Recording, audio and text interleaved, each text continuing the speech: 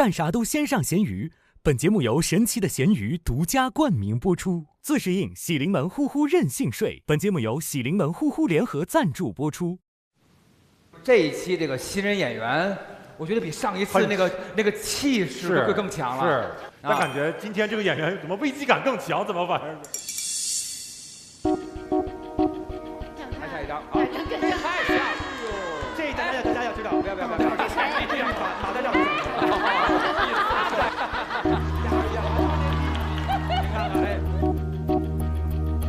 为啥一直写呀？是要把记下来？我把梗概每一个梗的第一个讲，第二个梗概捋几遍，我不熟啊。因为我有一段就是真是今天早上现写的，包括这有没有劲儿我也不知道，因为我从来没讲过这个能不能有观众笑，其实都挺没底的。我觉得就是如果你现加了什么东西，现场观众比如反应不大，你也千万别慌。对，我尽力把它讲的不那么磕磕绊绊，我尽力。对。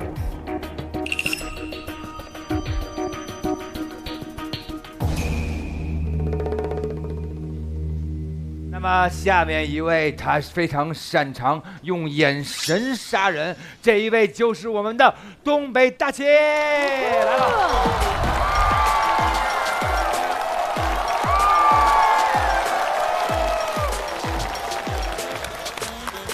哎 ，hello， 哎，今天讲一点我自己家里人的事儿。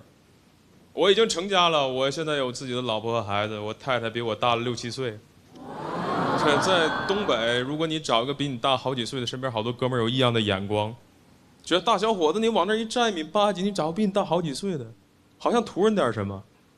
其实并没有，我媳妇儿普通人，普通工作，普通收入，什么都挺普通的，但是他爸爸不错。他爸原来号称当地首富，在东北过去一小城市开什么 KTV 啊，原来那种产业特别多。没见面之前给我打过电话，给我挺大压力，问我说：“小伙，你们家父母那边做什么工作的？是政界的还是商界的？”当时给我问懵了，我说：“叔叔，我爸我妈在沈阳给人卖房子，我们家做中介的。”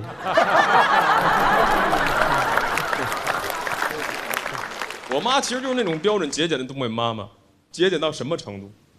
我妈要是下午在厨房做饭，她杀鸡或者杀鱼的时候，她都不敢。舞台上不老说杀字了，咱们今天录节目，把声母去掉，把找个词儿代替一下。杀鸡、阿鱼的时候不开灯，为了省点电费，暗杀。暗熬。你们严谨啊，严谨。但我媳妇介绍我岳父的时候，说他爸爸原来在这片啊，其实是东北挺有名气的。我说怎么个有名气？他问我你听没听过一句话？过了山海关，就是赵本山。我说你爸是赵本山啊？他说我爸外号山海关。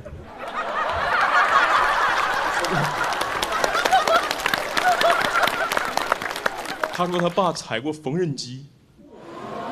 我说你爸是裁缝啊？他没说话。我说你爸不能是蹲过巴黎子吧？他没有正面回答我这个问题。他说那你会爱我吗？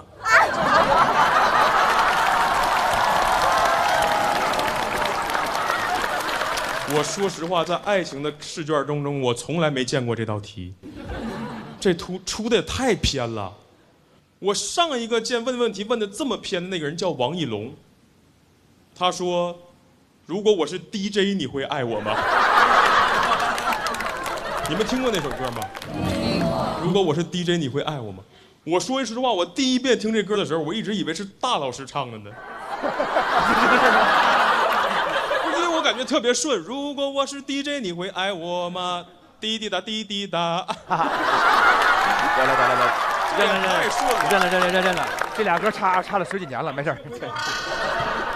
我毫不犹豫说：“我说我会爱你。”他说：“那如果我大爷？”我说：“你等一下，没有人这么问问题。如果我爸和我大爷，还有你妈和你大姨同时掉水里，你救谁？谁会这么问问题？如果有人这么问问题，我当时就会说：我救你大爷。”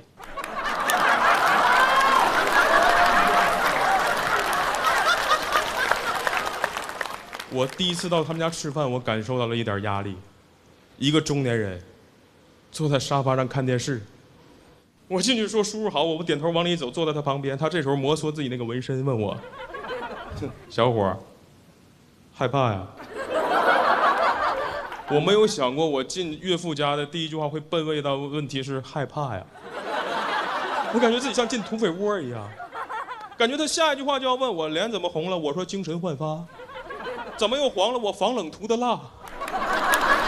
但那天我当时反应还是挺快的，我说没有，我说美丽图画身上纹，非常适合老丈人。我当时觉得自己接的特别幽默，他直接说5个字儿，我是他大哥。他那个形象那个气质，我都不知道他到底是血缘上的大哥还是道上的大哥。到中午的时候，他爸爸回来了，他爸爸跟他大哥完全不一样，他爸那个形象气质，离远看你就感觉这个人是明显那种阿人贩。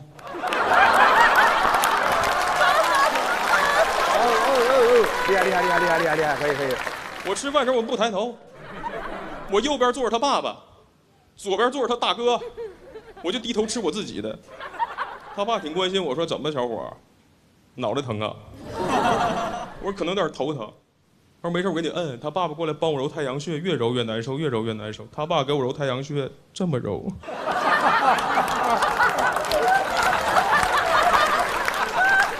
这心里难受。看我不怎么动筷子，他爸还劝我说：“小伙，你吃点儿，吃点儿，你别在我家一口东西不吃。你一会儿你说你自己饿着肚子，你再下楼自己吃碗面条，你挺没意思的啊。”我当时听完，我心想他爸真不了解我，我上楼之前吃过面条了。这2年跟我岳父相处下来，我岳父还是很好的，他挺幽默，他是那种标准的东北场面人。逢年过节亲戚都来了，他会喊我：“大齐桌上鱼看见了吗？一会儿加一条，扔院里，给外面小猫吃，让小猫也过个年。”茅台倒一盅扔院里给小猫喝。我坐饭桌有点听懵了，我说：“爸，要不我再跟小猫拿200块钱？”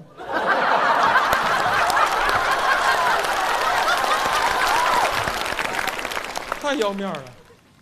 婚后我才知道，我岳父真是个裁缝。之前就是怕我欺负他姑娘，跟他哥一起装社会吓唬我。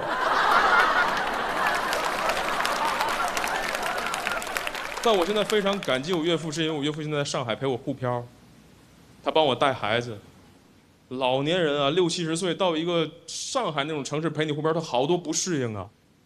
外滩遛弯，自己进了一西餐厅，全是外国人服务员，任何一个中国人都看不见，点菜他都费劲。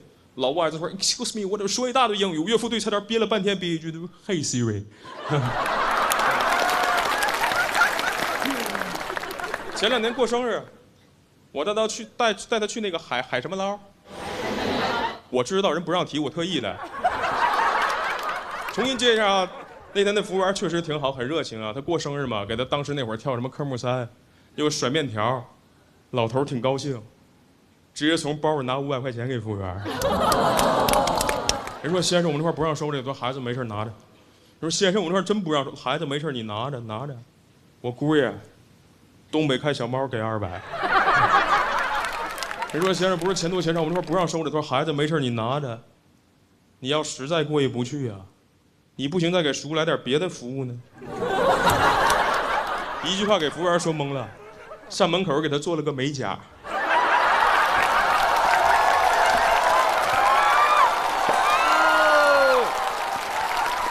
这2年我就观察我岳父，为什么他有时候愿意出去跟服务员聊天逗乐？我发现他有点孤独了。老年人在上海那个城市，他是交不到自己的好朋友的。他自己公园遛弯，遇见有的老头能简单寒暄2句，有的老头说话还有点瞧不起人的意思。前2天有2个说话我都听见，一个说：“老陈，平时在上海这边适不适应啊？有没有什么爱好啊？”我岳父没说话，旁边那一老头特欠说：“老陈来了肯定不适应，东北那边爱好好像就什么秧歌、2人转什么的。”他有点变相说我岳父土。我岳父听出来了，他就微笑，在那块表现很绅士。我岳父说：“爱好啊，爱好现在喜欢玩点摄影。”老头：“哎呦，老陈，平时你还玩摄影？你玩什么摄影啊？”含沙射影。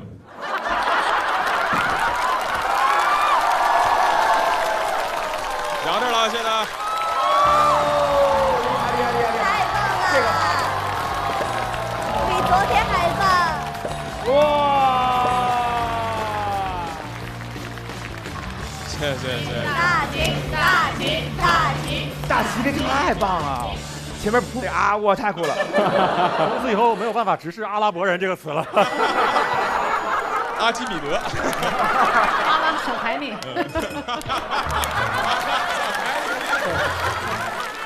都是长阿人。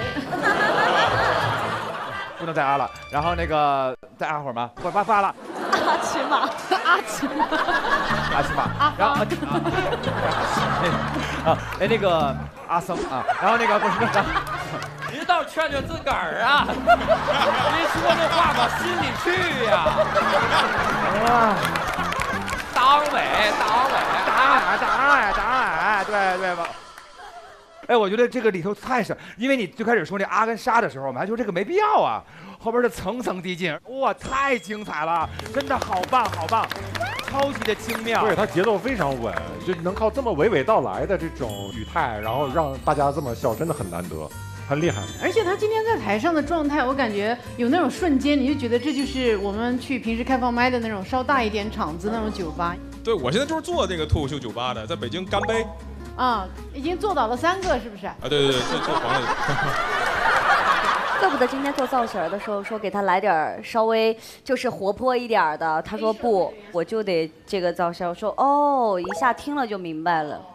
而且我觉得特别奇妙的是，因为他长得很凶，然后他讲一个他被吓成那样的段子，就让人觉得他特别的可怜。我刚才没摁这个，我怕我说这上面这玩意儿再给他 PTSD 了，4个人都朝着他这样，一会儿他投降。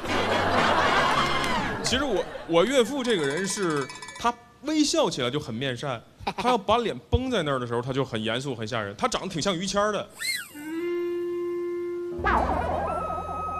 难以想象，于老师做错了什么呀？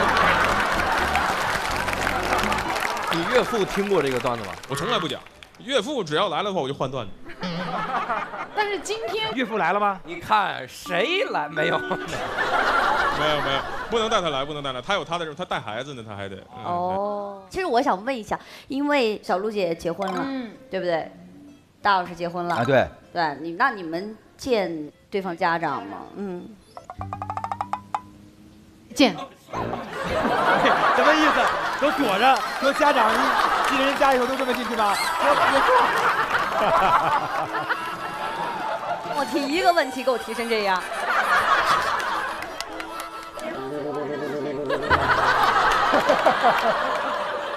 第一次见的时候会紧张吗？我第一回，因为我很少喝酒，真的很少喝酒。然后呢，但是陪我岳父得喝一点，他想喝。然后呢，喝完一点就感觉特别难受。然后我就去那个厕所，赶紧吐完了之后，然后擦嘴，擦特别好，擦到脸上。我刚一出来，我岳父说：“你是不是吐了？”我说什么？我没有啊，没有。我说你看你鞋。哎呦，擦的身上特别干净，没看鞋。你看这鞋。当时不是洞洞鞋吧？洞洞鞋那也还有。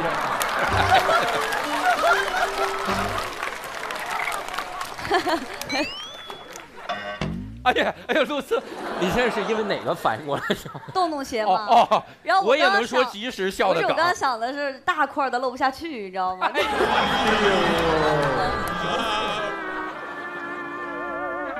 嚼碎了露的。不是，得看大老师那天消化的。哎呦喂，您啊也少录这样节目，成长太快了，太厉害了。好嘞，感谢我们的大千，厉害！我太喜欢大齐这个包袱，他比如说阿跟沙。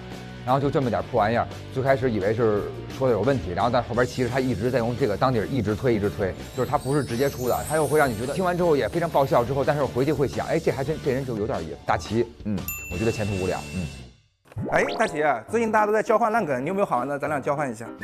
那我找一个，我妈现在眼神不行了，穿针都穿不过去了。每次我爸帮她穿针，她都笑得特别高兴。为什么知道吗？为什么？因为认真的男人最有魅力。哥们儿，你这太烂了，我给你来一个吧啊！小的时候，我爸总是不回家，我爸总是喝酒，我爸总是打我。你知道我把这记下来算什么？算原生家庭创伤，算霸总文学。你这才烂呢！哎，我这儿有一个含金量特别高的梗啊。为什么闲鱼的卖家说话都很大声？为什么？因为卖掉了，说话就得大声。你这个好，我得拍下来挂在闲鱼上赚钱回博学。不是，闲鱼上梗也能卖？神奇的闲鱼上啥都能买，你看有卖野生奥特曼，有卖树叶鸡蛋壳，还有卖各种技能，哎，卖关子。你这么棒的梗，拍上去就有人买。哎，你看，被直拍下秒了吧？真被拍了。小鹿爱吃草莓，你这不会是鹿姐拍的吧？跟咸鱼一样有神奇的眼光，能 get 到我的梗。下一位朋友，哇塞，人如其名，你们可得好好看看，你们可得好好看看，他的名字叫做张美男。我叫美男，不是美男。最早是从大学开始做酒店行业，从2022年开始讲脱口秀，自己经营一家小俱乐部，现在全职在干这个。我很好奇他为啥能来。你跟老板现在是一个怎么样的相处模式啊？就是哥哥和弟弟，就是我不舔他。别紧张，好好整啊！得嘞，兄弟。我现在给那掌整成啥样，你知道吗？就是这不正中间吗？靠左边，最这边的这个男的，你只要瞅对他就鼓掌。最左边吗？对。让我们有请张美男。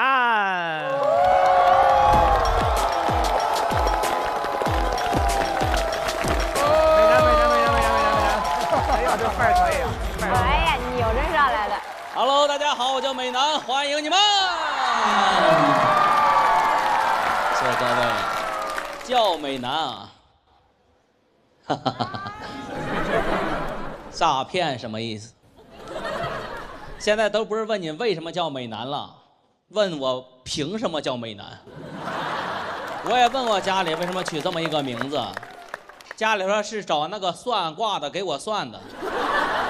真名算的不准。所以说不要相信那些算卦的算命的啊。我之前也碰到一个算卦的，那个算卦的手里举着一个大牌子，上边写着10块钱，不用说话就能知道你姓什么。有人见过吗？有。我说这也太神奇了啊，他能知道我姓什么。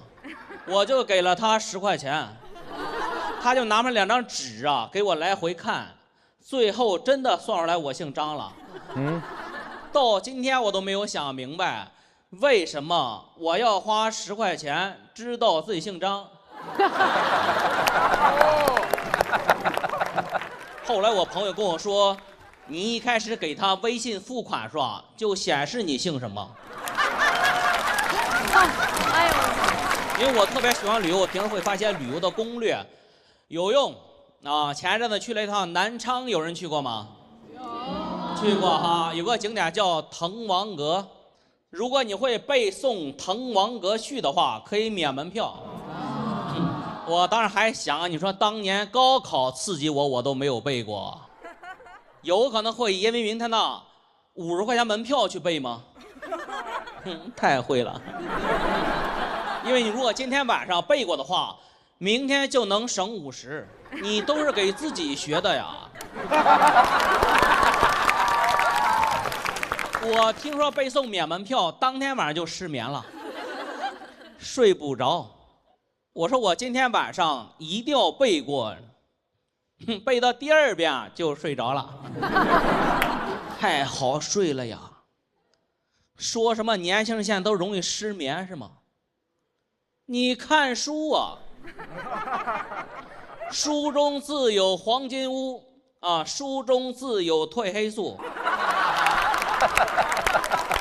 虽然没有背过，但我第2天我还是去了啊。我想试一下，万一背过呢？刚到景区，把身份证给了那个工作人员，我说你好啊，豫章故郡洪都新府。他说停。我说哎，什么意思？玩不起是不是？不是说背诵可以免门票吗？他说是，背诵呢可以免门票，但是你得去背诵点这里是售票处。不是光我自己走错了，我往外面走的时候，在那个排队的队伍的末端有个大哥也站那儿背呢，但是我没有告诉他。我看他拿个手机在背什么庆历4年春呢，滕子京谪守巴陵郡，乃重修岳阳楼。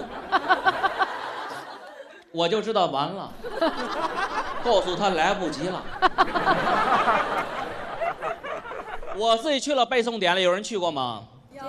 有。它挺远的啊，但是你很远就能听见这个风声、雨声、读书声啊，声声刺耳的，背什么的都有。它一共有2层，1层是那种成年人背诵的地方。你会发现啊，整个1层没有年轻人会背。今天现场所有的朋友有会背的吗？没有吧？哎，有一个上来，那也不让你背。我讲了快10分钟了，让你装一下子。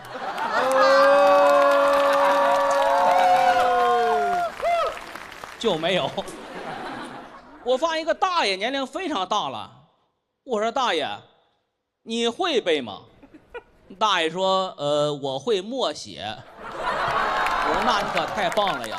大爷说是，我不像年轻人呐，不懂得珍惜，天天就知道玩。我说哎，大爷，我用你教育我了吗？但是这个2层就不一样了呀，2层啊是那种小朋友背诵的地方，就是未成年。因为如果一个孩子可以背过的话，可以免2个家长的门票。这个政策可太厉害了呀！有哪个家长能放过自己的孩子呀？我一上2楼啊，在那个楼梯口看一个家长对他孩子说：“这个地方是嗟乎，不是哉乎。”我说：“你会你上啊，你难为那个孩子干什么呢？”而且我去问了一下那个孩子，才不到6岁，你知道吗？什么概念啊？一个不到6岁的孩子，哪怕他1个字儿不会背，他也能够免门票进去。刚才那个大爷他也能进去。他们本来就免票。我也不知道为什么非得证明自己会背。我想了半天，我说可能是政策的问题。你想1个孩子背过，免2个大人的门票，我就在那等。我有一个不成熟的想法，不是我自己这样想，1楼没有背过年轻人，全到2楼找孩子去了。你们有看一个电视剧叫《情深雨蒙蒙》吗？里边叫可云的有印象吗？你上2楼去看，全都跟可云一样。一上楼，呵呵，我的孩子呢？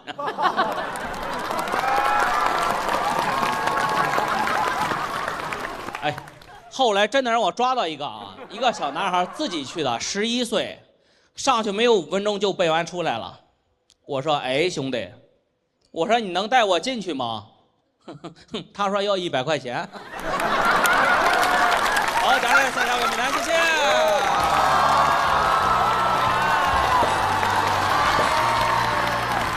等一下，我有造型啊，我有造型。你有造型？时尚美男，时尚花美男。各位，请看。啊！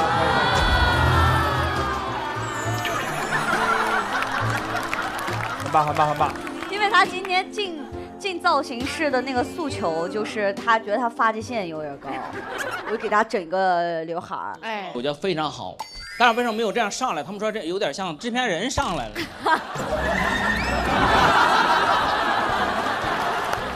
给制片人老师一个特写。哪儿了？没带啊？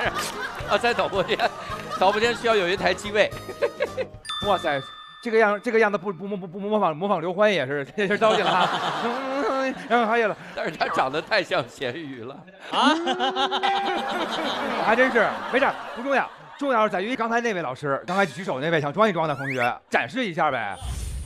豫章故郡，洪都新府，兴奋义诊，地接衡庐，金三江而带五湖，控蛮金而引瓯越，物华天宝，龙光射牛斗之墟，人杰地灵，徐如下，陈蕃之榻。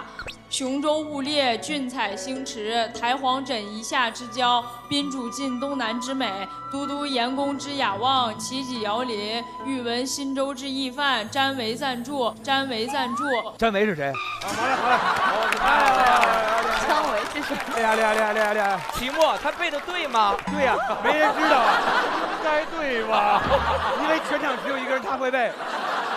哇，这个背这事儿太厉害了！哇塞，张美男，你们家本身就给你真的就是起的这名儿。真名就叫美男，确实有点为所欲为了。我也说过很多次，我说为什么取名时候不跟我商量一下？那爸爸叫什么？张美人吗？妈妈张美女。这家伙。美男现在这个发型就很匹配他曾经的身价啊！哦，美男曾经身价过亿。原来在大学刚毕业的时候做了一家连锁酒店品牌，对，然后当时全国有40多家店。哇！当然我们融资是融了4轮，一共融了3亿多一点。哇！哎，你说完这一段之后，感觉这个美男这个名字又得配他了哈，就是真不愧是真名儿。对，荣光焕发的。然后到22年就破产了嘛。不配了，名儿一般了。对，后来我自己做来俱乐部又挣了点儿，这名儿又配了。哎，现在您这俱乐部还有特别多的知名演员啊？现在最知名的可能包可爱知名一些。昨天成绩特别好，昨天下台之后让我给他拿水，让他背《滕王阁序》。他练格斗的，我也不太敢惹。但是现在俱乐部还能挣钱，还是说明经营还是有一些方法。对，人家有自个儿的招数。我觉得第一点就是做酒店的时候，大家说酒店成功有3个关键点，就是位置和位置。谁跟你说是个结巴跟你聊的吗？走了。说最重要就是你位置，然后他总结3点。你说这人多听劝了。对，那个人可能就说了1遍。太冒犯。您听进去了，然后所以说做的还不错，恭喜您，恭喜，谢谢。好，谢谢。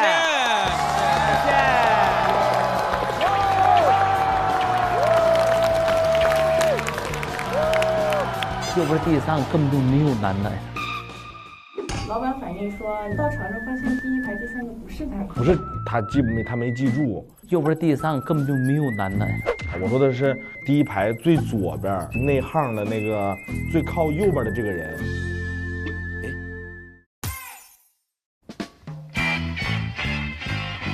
这里是售票处。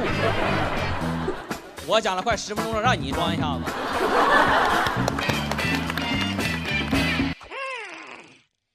吴鼎，我已经做完造型了。哎呦，那我也来搭配一下吧。露丝老师，我觉得我这个穿搭缺一个点睛之笔。是的，因为你现在整个注意力都在这个黄色鸭子上。我给你换一个注意力的焦点，那就是咸鱼了。哎，好，这个衣服上的小咸鱼啊，简直是神来之笔，我太喜欢了。听说用咸鱼拍张照，挂上去啥都能卖，我要把今天的造型挂上去。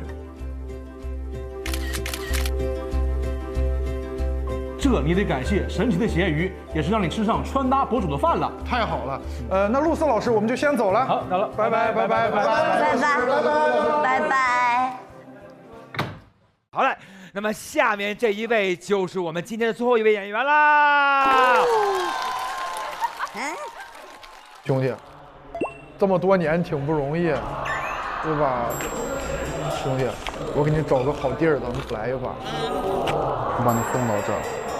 加油，我们一起加油！我相信你，你相信我 ，OK 吗？谢谢。搞的就是一个有生命的东西嘛。加油，吴鼎！有请吴鼎。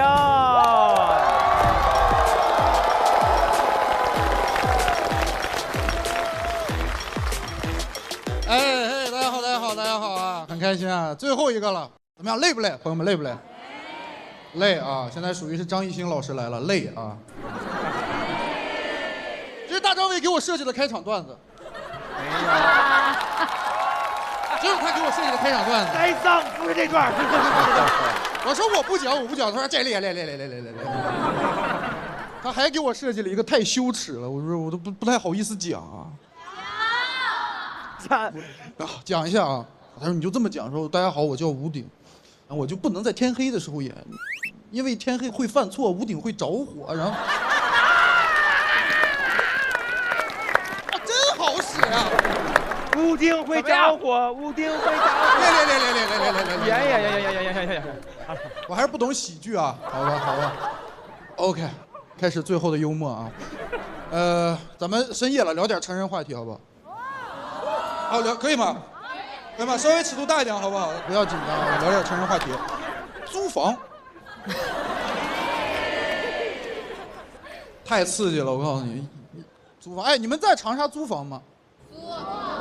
哎，想租个好房子真的挺难的。我刚去杭州的时候，我第一次去大城市，我想我咬咬牙租一个比较中心的房子，我过点这种都市时尚生活。我住了没几天，我发现我们小区楼下有人办白事儿，办白事，跟我老家农村那种一模一样。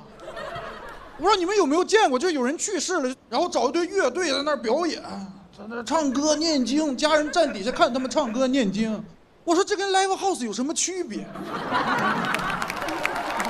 啊，你唯一的区别就是有个人没有 live。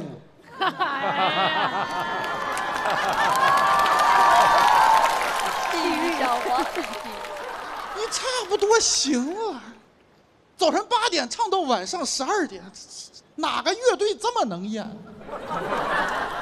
我当时我妈来杭州看我都乐了，说妈，来南方给人家守灵来了啊！大孝子啊，很难受，而且他不通知住户，大家说每天早上就跟开盲盒一样。你不知道哪天早晨一觉醒来，一出家门，4个法师站你脸上。我第一次看的时候，我脑子反应不过来，我说死了。我说大城市生活节奏是快啊，刚搬来1个月就死了，难怪人家说上有天堂，下有苏杭。我刚去杭州的时候，那个公司老板还给我画饼，说大城市机会多，你只要努力就能实现你的愿望。我以前不相信，我那天站那个门口我信了，因为我前天睡前确实许了个愿，我说这个狗班上的我不活了。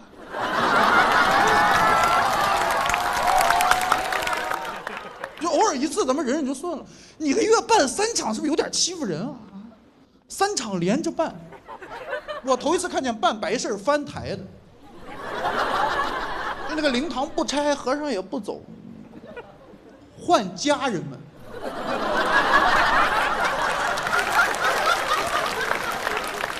跟直播间似的，走一波家人们，来一波家人们，全是家人们，很难受的。就是我这个人，我不是毛病多，我能理解生老病死，理解一下，但是我就担心我的精神状态。因为人都有个毛病啊，叫21天养成一个好习惯。就是我突然有一天走在路上的时候，发现我开始无意识的哼歌。你走着走，你开始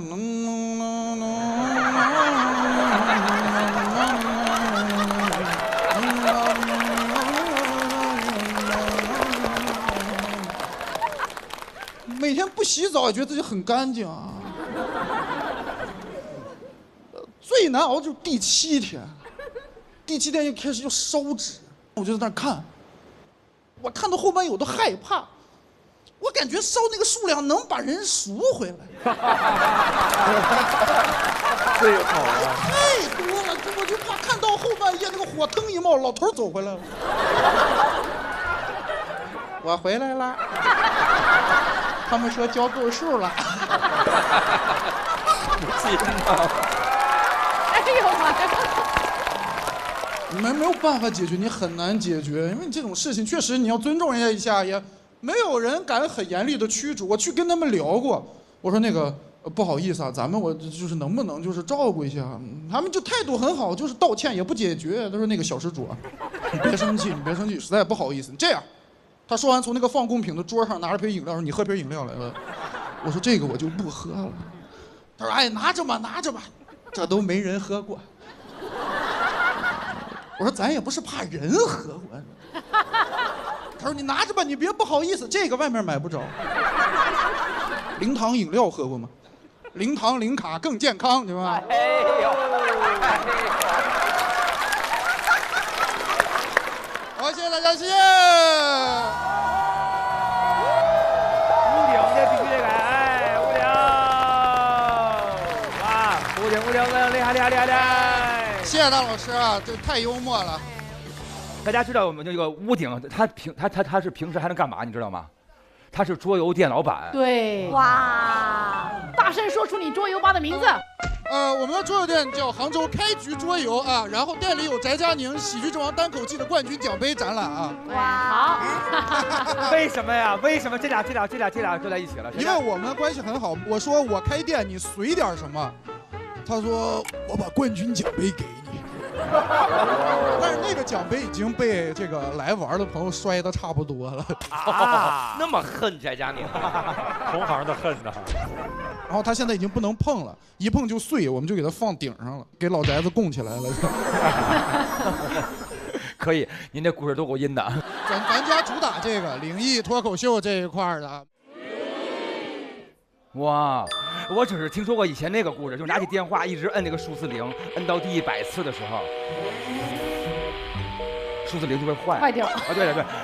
那也该坏了，也该坏了。我现在不会再认真听他说的话了，我一定会想下一句是什么。哦，我还在很认真的听。好嘞，咱们就是感谢咱们的屋顶演出，谢谢。屋顶真的特别有经验，他最后一个上，观众那时候真的很疲惫了，然后他先上来和观众先玩了一下，把观众的注意力抓过来，然后再去讲，所以说他最后那个底收的已经很好。我觉得今天应该不至于露宿街头。今天呢，确实都很精彩，包括前面像二狗的演出啊。二狗是谁？二狗是谁？二狗。二狗就是303，你知道是谁吗？是303。不好意思啊。那么各位亲爱的老板们啊，我们演出就到这里了，又到了您行使您老板权利的时刻了。拿起您笑发财的验卡，觉得新人够好够炸的，就给我们这个5星好评啊！如果觉得还差点意思呢，就把您的具体想法写下来，越详细越好。我们的节目呢，联合了微博综艺，发起了不好笑就露宿街头的民间段子手2创活动，即日起。微博关注优酷综艺不好笑就露宿街头官方账号，带话题不好笑就露宿街头民间段子，加入2创大赛就有机会被我们随机翻牌，更有机会来到现场一起快乐。下一个神段的手就是你啦！将会手下留情，给我们多评高分，让我们一起能够睡个好觉，不要露宿街头。感谢你们啦！谢谢各位演员们，谢谢。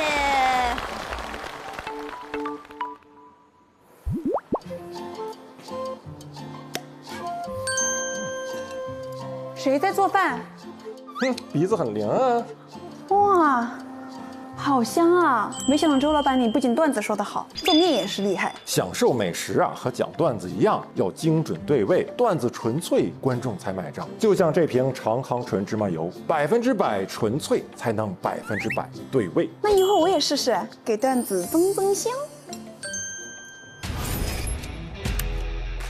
整场演出肯定是非常满意的，因为我觉得每个人都有很炸的点。今天的这个表现稍微有点出乎我的意料，柳3变，没想到他现场可以这么炸，每一句出来大家都很有反应。吴鼎进入到他的节奏里之后，就是一直笑点就轰不停。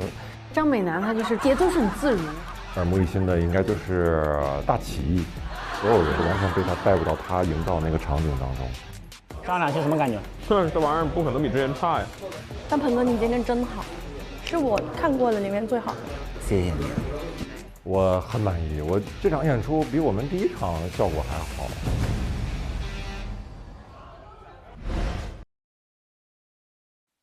有请我们的鱼头人来送上观众的评论。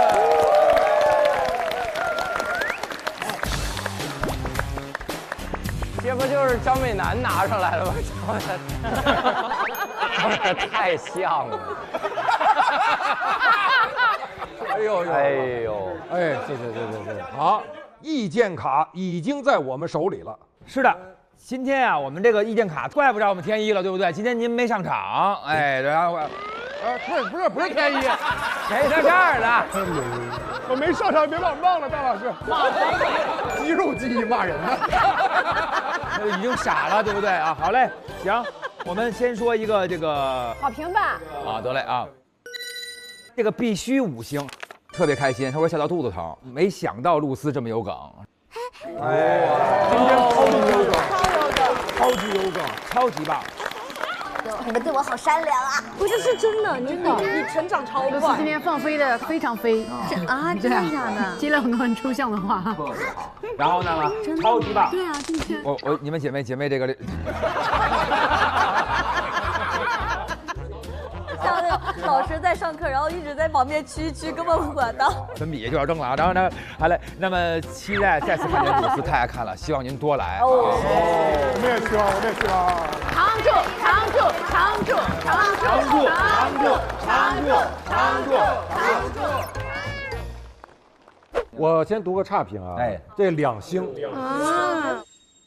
中间的比较平，现场气氛有点吊不起来，看困了。哎呦，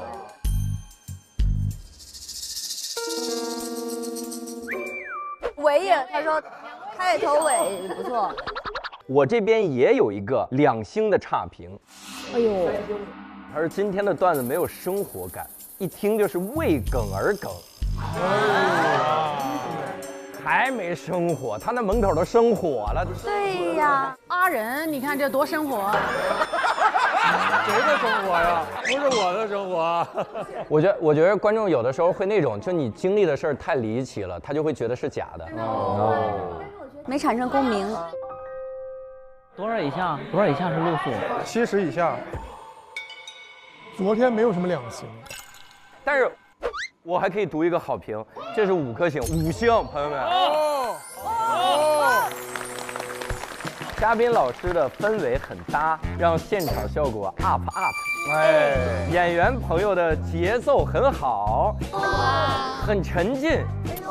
祝节目大爆！听说刘洋教主的身心俱疲专场全国巡演中，没有，没有这句吗？啊，我以为写了。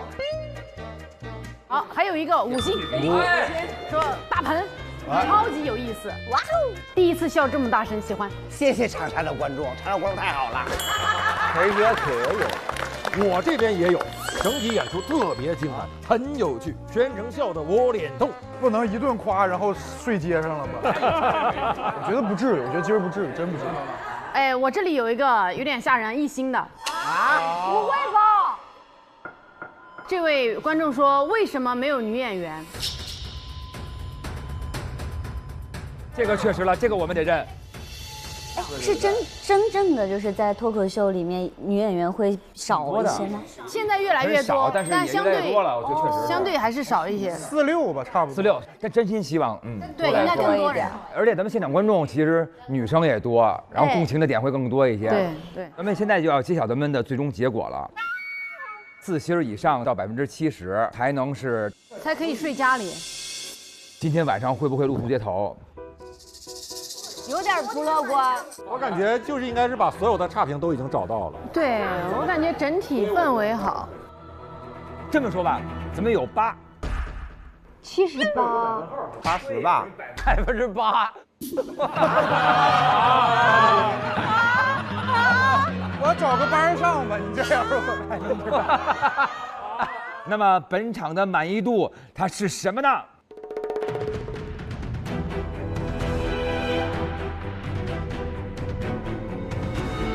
？68%。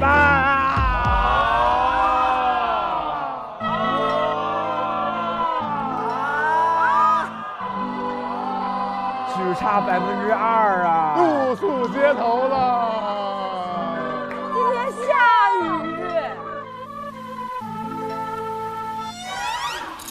他是不是把百分号写前面了？对呀。百分号写前面，89。又着过。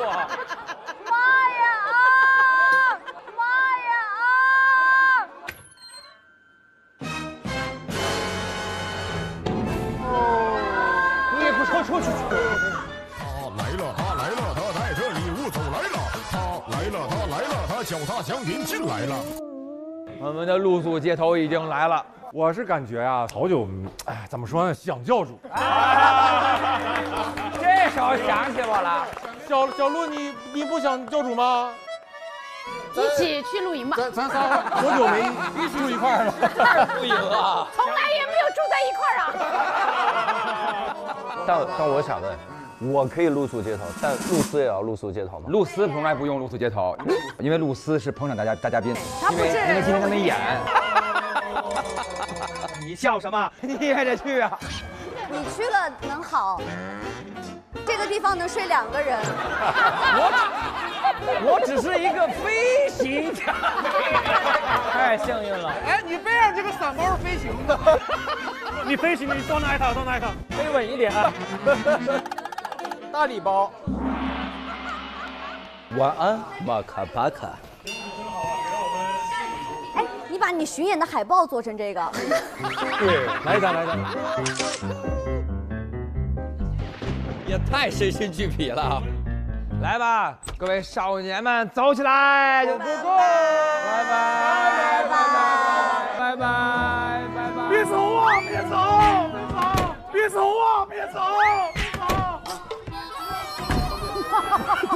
我第一次认识什么叫欢送。好日子，你家里是个不能忘，今天是个好日子。哎，我天，好冷啊！我的天哪！不是最近长沙最冷的一天吗？今天都哈白气，你看，是不是哈出白霜？也太冷了。哎，就在这儿搭不就完了吗？因为咱们这已经算是街头了吧？是不是？没有底儿没棚，怎么就算？有道理。而且那儿直接进去就是厕所呀。哦，哎，对呀，而且这还是在桥底下，这个还挺好。哦，还能遮点雨，完美。那就这儿，这生活条件可以了，来吧。那咱们这帐篷能通铺吗？就是把它连在一起，变成廉租房那种感觉。廉租房，这么个廉租？通着对。哎，朋友们，咱们把帐篷搭好一点，他们露宿的时候直接用就好了。啊，我们为他们着想。我飞行嘉宾，我管那么多。二狗是这样的，以后他们露宿的时候你就必须来。对，我在这看门，我在这。哎，小灯。哎，你上哪搞的？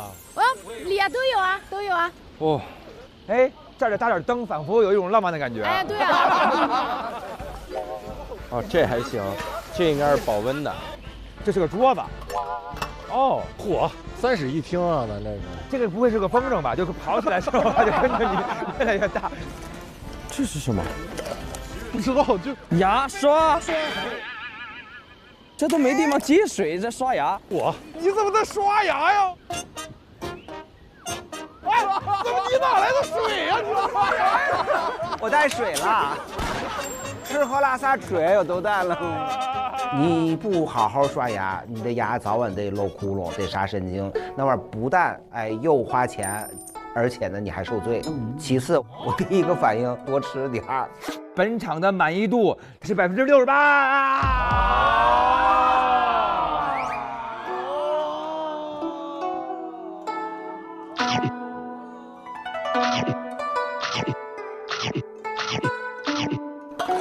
这个好，我们先吃，吃完再要。老板太讲究了。哎，你看看这个已经，哎呦，睡着了。晚安，马卡巴卡。脱口秀天花板掉地上了。对，天花板，怎么睡地面了？天花板。因为我就奉行一种极简主义原则，能少动，那个包里的东西就少动。发现确实有点动头。不是，这弄个灯吧，别走过踩着你。没事，我会喊疼。不是，周老板，我给你搭一个，我不忍心你睡外边。它像一个菜，咱俩给它罩上。你防苍蝇的。对，你这样就变成魔术了。哎，周奇墨，我整没了。真挺温馨的，行业从来没这么团结过。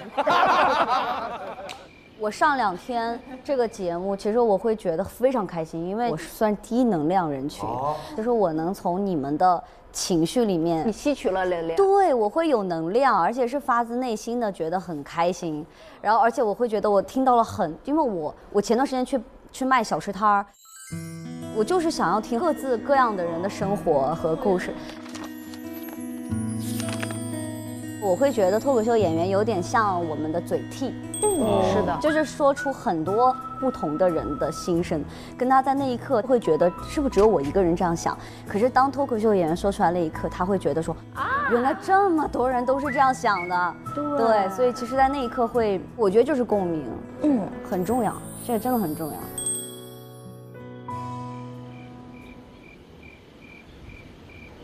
哦，好冷啊！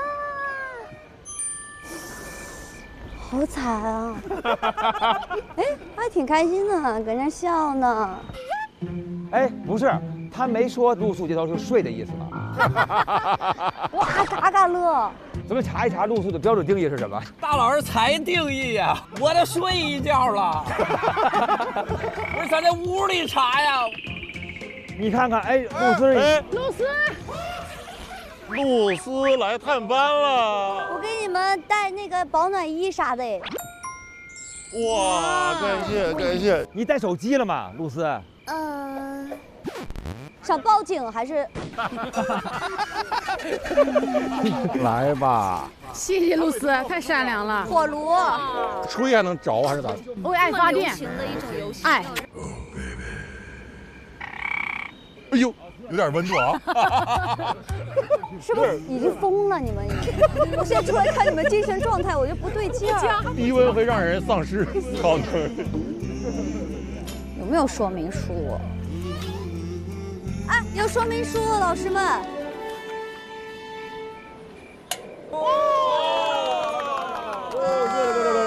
谢谢露丝，谢谢露丝送的温暖。哇！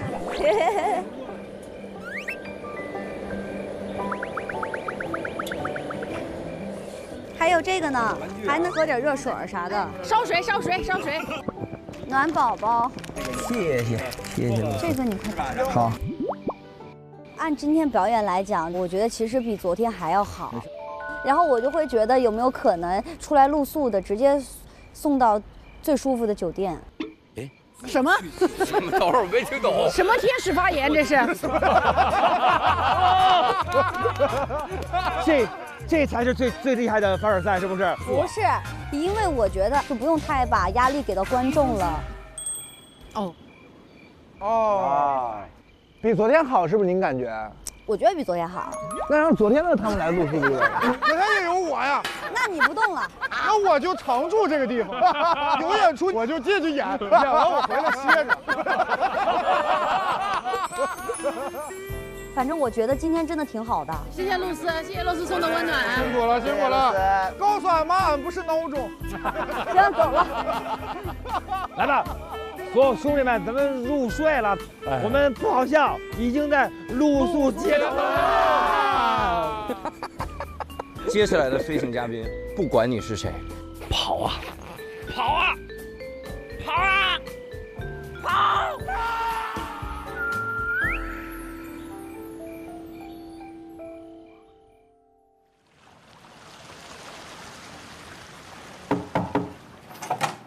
翟老师，今天我们挑战失败了。那走吧。哎呀，你别说，这景色不错，远离了尘世的喧嚣，远离了名与利的争夺。此时此刻，来到了恬静的西海岸，听着海浪拍打海岸的声音，不禁就想睡一觉。如果有一天我真露宿街头了，我一定会回到这椅子上睡觉。我是为什么会露宿街头？是因为他们失败了，是吧？对。失败的好啊！他们不知道在这儿多得劲儿啊！海浪的声音，海鸥翅膀扇动的声音，还有美国本土音乐的陪伴。怎么又录上贝尔了？躲也躲不过去。我得意的笑，得意的笑，笑到红是人不老。哎呀，什么脱口秀，什么舞台，什么名啊、利呀，在一阵阵海浪当中都洗发没有了。Good night， 希望鸟别往身上拉屎。想来线下看选手们的演出吗？打开大麦 APP 搜索“不好笑就露宿街头”，进入线下演出许愿活动页，关注你喜欢的演员，并许愿你想看的演出城市，选手们可能就会来到线下演出现场哦。让我们有请本场幕后总策划大宅，还有他的必胜法宝郭碧江。您为什么一直朝这边？因为是喜欢向左，对不对啊？有称差的评价才是真正的这种脱口秀是会怎么样？翟先生，该您张嘴的时候到了。长得好看是好，是你的一打。今天我们相聚在这里。翟亚宁突然 get 到你的魅力了，我再也不骂你了，宝宝。不管再硬，也没有跟贾玲的关系硬。这是什么东西？拉布布吗？不是不是，这是我自己生产的小娃娃。哎，你们觉不觉得向佐这个名起的，像是在交通岗出生的？向佐，别不好笑露宿街头，咱们就叫不好笑就睡总统套房。谢谢。我哮喘。哎呦，你真假的呀？不喘。哎呀，我吓我就别死我边上。眼睛闭上了，真的是。哎呀！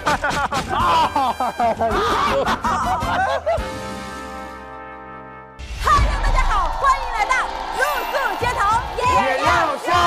当然，今天在现场呢，依然是没有上场的嘉宾。为什么老是不叫我上去啊？女演员都留下来吃果盘了。呸！我们要的是公平，我们要的是展现，我们要的是上桌。这水果我自己能买。飞行嘉宾飞去露宿了，我们送一句祝福给他们吧。表演的非常好了，别介意这种结果，无所谓，无所谓啊。哎，不是，没有心啊，其实。哎呀，谁没得吃？你怎么这样？不好笑就露宿街头，每周六中午12点更新。SVIP 用户可提前看下集 ，VIP 每周六周日分天更新，非会员自周二、周三12点免费观看。SVIP 用户每周日加强衍生、嘉宾精编、段子纯享版等精彩内容。每周日中午12点 ，SVIP 用户解锁露宿街头也要笑衍生节目，看脱口秀演员们更多爆笑互动。每周一至周四不定时掉落笑街微博精彩花絮等你来看。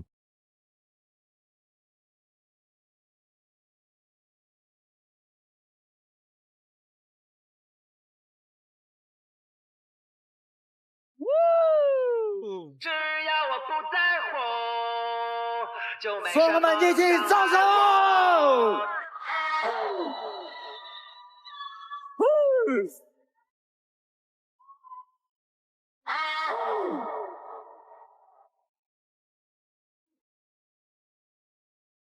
我不生气，我不生气，别和傻子置气，都不至于，都不至于，都跟我没关系。你说什么就是什么，就是离开，离开就是肤浅。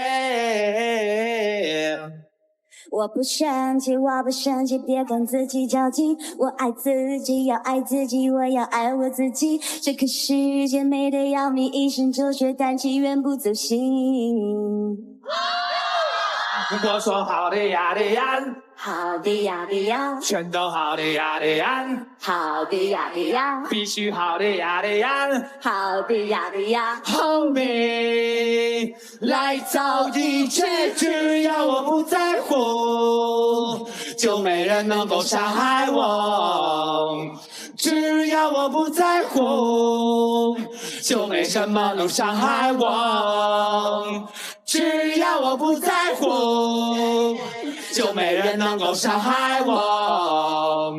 只要我不在乎，就没人能够伤害我。我不在乎，只要我不在乎，就没人能够伤害我。我不在乎，只要我不在乎，就没什么能伤害我。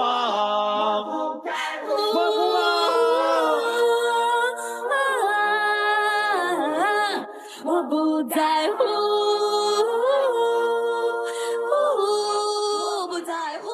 关注新浪娱乐，更多精彩资讯早知道，更多精彩内容尽在新浪娱乐微博综艺新浪综艺。上微博搜索不好笑就露宿街头民间段子手，参与二创大赛即有机会获得官微或选手翻牌、现场录制门票等相关福利哦。上微博搜索笑街不打烊营业局，跟选手一起畅聊现场录制趣事。